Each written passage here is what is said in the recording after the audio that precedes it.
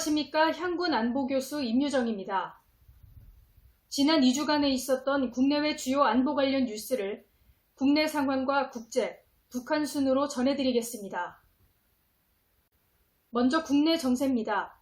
국방부는 6일 윤석열 대통령이 충남 계룡대에서 처음 주재한 전군 주요 지휘관 회의에서 북한 핵미사일 대응 능력 강화 등 4개 핵심 국방 현안 추진 방안을 논의했습니다. 군 당국은 날로 고도화하는 북한 핵과 미사일 대응 능력을 확충하고자 한국형 3축 체계를 지휘 통제할 전략사령부를 창설하기로 했다고 밝혔습니다. 오는 2024년 전략사령부가 창설되면 3축 체계 구현할 전략무기를 지휘 통제할 뿐만 아니라 관련 전력 발전 계획 수립도 맡게 되며 한국형 3축 체계를 구현할 핵심 전력인 F-35A 전투기, 정찰위성, 패트리언 미사일, 장거리 지대공 유도무기, 현무계열 탄도미사일 등을 비롯해 사이버 전력과 우주 전력을 통합적으로 지휘할 것으로 예상됩니다. 해군의 차기 이지스 구축함 정조대왕함이 이달 말 첫 선을 보입니다. 배를 물에 띄우는 진수식을 하고 시험 운항에 나설 계획입니다. 동급의 미군 이지스함과 맞먹는 성능을 갖춘 것으로 평가받는 정조대왕함은 국산 이지스함 최초로 북한 탄도탄 요격 능력을 보유했습니다. 북한 미사일 도발을 억제할 최첨단 해상 전력의 한반도 배치가 머지않았습니다. 다음은 미국 관련 뉴스입니다.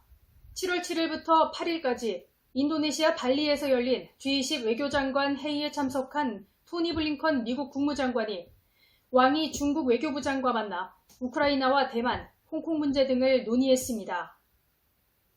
G20 외교장관 회의를 계기로 안토니 블링컨 미국 국무부 장관은 박진 외교장관, 하야시 요시마사 일본 외무대신과 만나 한미일 3국 외교장관 회담도 가졌습니다.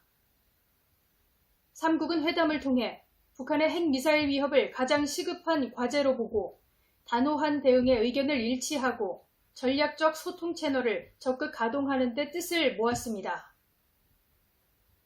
세계 최대의 다국적 해상훈련 2022 환태평양 훈련에 26개국의 최신의 함정과 각국의 우수한 장병들이 참가하고 있습니다. 이번 림팩에 우리 군은 국방 발전의 미래 전력 강화를 위해 세계 두 번째로 강력한 전력을 파견, 세계 최강 미국의 혈맹으로 미군의 첨단 차세대 전력과 함께 훈련에 임하고 있습니다. 다음은 중국 관련 뉴스입니다. 지난 7일 G20 외교장관 회의를 통해 왕이 중국 국무위원 겸 외교부장과 박진 외교장관이 만나 한중 외교장관 회담을 가졌습니다. 이 자리에서 박 장관과 왕 의원은 대면 협의를 포함한 외교장관 간 소통을 정례화하고 하반기 중 외교차관 전략대화 등 양국 간 전략적 소통 채널을 적극 가동해 나가기로 했습니다. 아울러 수교 30주년 기념일을 맞아 한중 FDA 서비스 투자 후속 협상, 공급망 안정 등 양국 간 원활한 경제 협력을 위해 함께 노력해 나가기로 했다며 이와 관련해 박 장관은 조만간 중국을 방문해 다시 만나 한중 협의를 이어가기로 했다고 밝혔습니다. 러시아와 중국이 일본 주변 해역에 연일 함정을 파견해 일본을 압박하고 있습니다. 러시아는 우크라이나 침공 사태를 분기점으로 일본과의 밀월을 종료하고 영유권 분쟁을 재개하는 한편 군사적 압력을 강화하고 있습니다.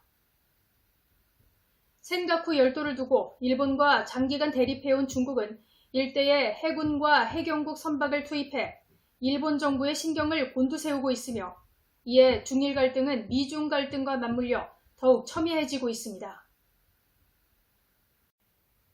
다음은 러시아 관련 뉴스입니다. 러시아가 최근 치열한 교전 끝에 우크라이나 루안스크주를 점령한 뒤 장기전에 대비해 재정비에 들어갔을 수 있다는 관측이 제기됐습니다. 미국 전쟁연구소는 6일 1일 상황보고서에서 러시아가 전쟁 133일 만에 처음으로 점령지 확대를 주장하지 않았다며 이는 러시아군이 작전 수행을 잠시 멈췄음을 의미한다고 평가했습니다. 유럽으로 가는 천연 가스관을 잇따라 틀어막은 러시아가 송유관을 통한 원유 공급도 일부 중단하려는 움직임을 보이면서 유럽의 에너지 위기가 점점 가중되고 있다고 로이터 통신과 블룸버그 통신 등 주요 외신이 6일 보도했습니다. 4, 5개월 앞으로 다가온 겨울에 난방용 에너지 수요가 급증할 것에 대비해 유럽 각국이 대응책을 짜내고 있지만 단기간에 문제를 해결하기에는 어려울 전망입니다. 다음은 일본 관련 뉴스입니다. 아베 전 총리가 지난 8일 일본 나라현에서 참의원 유세 가두 연설 도중 괴한에게 2차례 총격을 당해 병원으로 이송됐으나 사망했습니다. 2012년부터 무려 7년 8개월 동안 세계 3위의 경제대국의 총리직에 머물며 신냉전으로 접어드는 동아시아에서 일본의 신노를 결정한 아베 전 총리의 존재감을 생각해 볼 때 이번 사태는 일본은 물론 동아시아 전체 정세에 심대한 영향을 끼칠 것으로 보입니다. 10일 치러진 일본 참의원 선거에서 기시다 후미오 총리가 이끄는 집권 자민당이 압승을 거뒀습니다.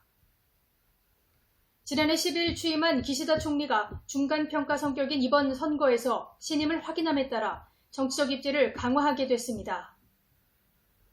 앞으로 3년간 대규모 선거가 없는 황금의 3년을 맞게 돼 기시다 정권이 장기 집권할 기반을 마련했다는 평가가 나옵니다. 또 자민당과 공명당, 일본 유신회, 국민민주당 등 헌법 개정에 긍정적인 4개 정당이 3분의 2 이상 의석을 유지해 개헌 작업이 탄력을 받을지에도 관심이 쏠립니다. 다음은 북한 관련 뉴스입니다. 김정은 북한 국무위원장이 할아버지 김일성 주석 28주기인 8일 시신이 안치된 금수산 태양궁전을 참배했습니다. 조선중앙통신은 이날 김정은 동지께서 민족 최대 추모의 날에 즈음하여 조선노동당 각급 당위원회 조직부 당생활지도 부문 1군 특별강습회 참가자들과 함께 금수산 태양궁전을 찾으시었다고 보도했습니다. 이번 참배에는 특별강습회 참가자들과 함께 조용원 당중앙위원회 조직비서와 리일환 당중앙위 비서 등이 수행했다고 전했습니다.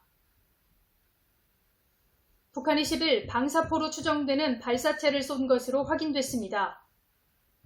지난달 12일 서해상으로 방사포 5발을 사격한 지 한 달 만에 다시 저강도 도발에 나선 것입니다. 우리 합동참모본부는 이날 오후 6시 21분쯤부터 6시 37분쯤까지 북한의 방사포로 추정되는 항적들을 포착했다고 밝혔으며 우리 군 당국이 탐지한 항적은 2발로 알려졌습니다. 북한은 올 들어 이번 방사포 사격을 포함해 대륙간 탄도미사일 등 각종 미사일을 발사하며 총 20차례의 무력 도발을 벌였으며 지난달 10일 윤석열 정부 출범 이후로는 5번째입니다. 마지막으로 앞서 알려드린 내용에 대한 평가와 전망입니다. 세계는 미러 중심의 동맹관계 재편으로 첨예한 신냉전 체제가 가속화되면서 글로벌 복합 경제위기 상황이 이어질 것으로 전망됩니다. 특히 올해로 한미 수교 140주년을 맞는 시점에서 대북 강경파로 불리는 필립 골드버그 신임 주한 미국 대사가 10일 한국에 도착해 본격적으로 대사 업무를 수행하게 됐습니다. 지난 4월 미국 상원 인사청문회에서 북한을 불량 정권이라 칭하며 완전하고 검증 가능하며 불가역적인 비핵화가 미국의 비확산 목표와 부합한다고 밝히기도 했던 골드버그 대사는 북한의 7차 핵실험 대비 등을 위해 우리 정부 고위 당국자들과 만나 대북 정책을 조율하는 역할을 하게 됩니다. 또 윤석열 대통령과 바이든 대통령이 한미동맹을 포괄적 전략동맹으로 발전시킨 것에 맞춰 기존의 군사동맹을 굳건히 하고 동맹의 범위를 경제안보로 확장하는 데도 주력할 것으로 전망됩니다.